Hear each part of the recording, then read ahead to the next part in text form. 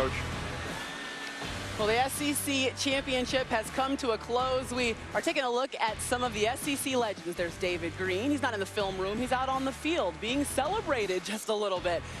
Always fun to see some of the best come around. And for the 25th anniversary of the SEC championship game, several of them were out. You're taking a look at Nick Saban. 7-1 in SEC title games. He's won 6 of them by double digits. 5 at Bama, 2 at LSU with Mr. Spears. Not too bad. And now another victory added on. 3 straight SEC championships for the Crimson Tide. And this time they go over 50, just the 3rd team to be able to do so, and made it look easy with 2 non-offensive touchdowns. So it seems as though the Tide were clicking on all cylinders. But I'd rather hear exactly how the Tide performed from their head coach. And luckily, we get to spend a little bit of time with them. Hey, Coach, thanks for joining us. Great to Congratulations on the win. Good. Great to see y'all. Tell us, after you look at the box score, after you digest maybe a little bit, what impressed you about this game from your team? Well, especially early in the game, the resiliency our team showed, because we weren't playing very well really on defense or offense.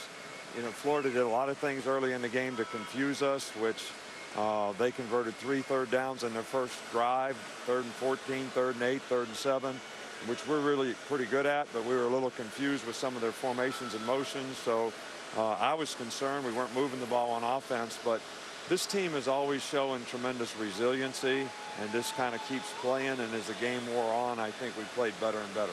Coach, we were talking about that a few minutes ago, is your teams never flinch. Why do you think that is? Why are they able to be so resilient? Is it something you feel like you instill in practice in spring football? Where does that come from? Well, I think it's a mindset. And the guys that have been around me know that I always talk about adversity is the way, you know. I mean, when you have adversity, that's the opportunity to do something special.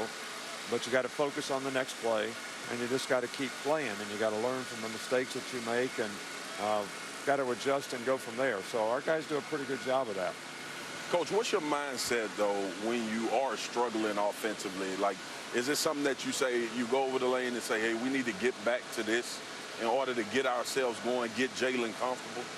Well, I think the plan is we thought Florida's front was really, really good.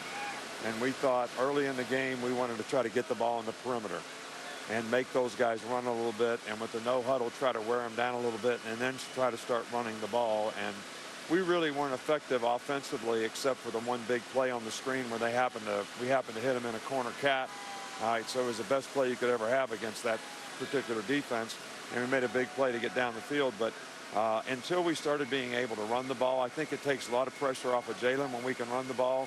He's easier for him in play action game. So we play better on offense when we can run the ball, and we played better in this game when we started to be able to run the ball. Coach, you know how difficult it is to win any championship, but I think we'd all be interested to put into perspective winning 3 consecutive SEC championships. Well, I tell you, got to give the players and our coaching staff a lot of credit. This was a tough one because of all the noise out there about the playoffs, and this game wasn't important and you don't need to win this game. So I was concerned about this game coming in terms of what our mindset was, because we had a tremendous amount of respect for Florida. I've been to this game enough times to know when you come here, you're going to play a good team and it's going to be a tough game. And I'm not sure our players really fully grasp that. And I think that's why we got off to a little bit of a slow start as well. Coach, go ahead. Coach, you got 3 weeks till your next game. What's the biggest thing you want your team to focus on? I think there's a lot of things we need to improve on. But the number one thing right now is we got finals coming up next week. They need to focus on going to school and finishing strong academically. But I think everybody just got to think about what do you want the legacy of this team to be? And what are you willing to do to make it happen? Because that's basically what you can think about for the next couple of weeks, because we're probably not going to practice till December 16th. And whoever we play is going to be a really, really good team. So we need to play better. We need to improve. What? You're not practicing for 2 weeks? Well, we'll work out a little bit. Mark's like, I want to be on that team. I don't know this guy. I don't know this guy. Hey, we always did that at LSU. When we played in bowl games and we had long periods of time, it was like a one-game season. So we took time off, but when we started practicing, we practiced and we got back into it. Okay, Coach, so 2 non-offensive touchdowns in this game. Are there ever some plays that you just see happen and you sit back and go, wow, I mean, it allows your offense to operate a little more comfortability? What does that do for your team? Well, I think it's a great momentum boost for our team, the whole entire team, offense, defense, special teams. We scored a special teams touchdown on a block punt, interception back for a touchdown. I think those things are huge from a momentum standpoint.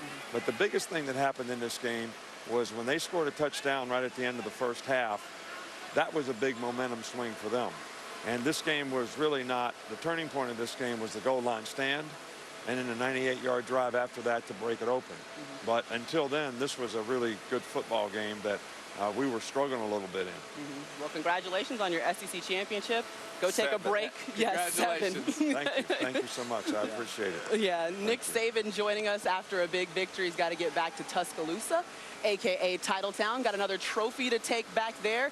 We have more X's and O's to break down here. Alabama gets the win over Florida, their 3rd straight SEC title.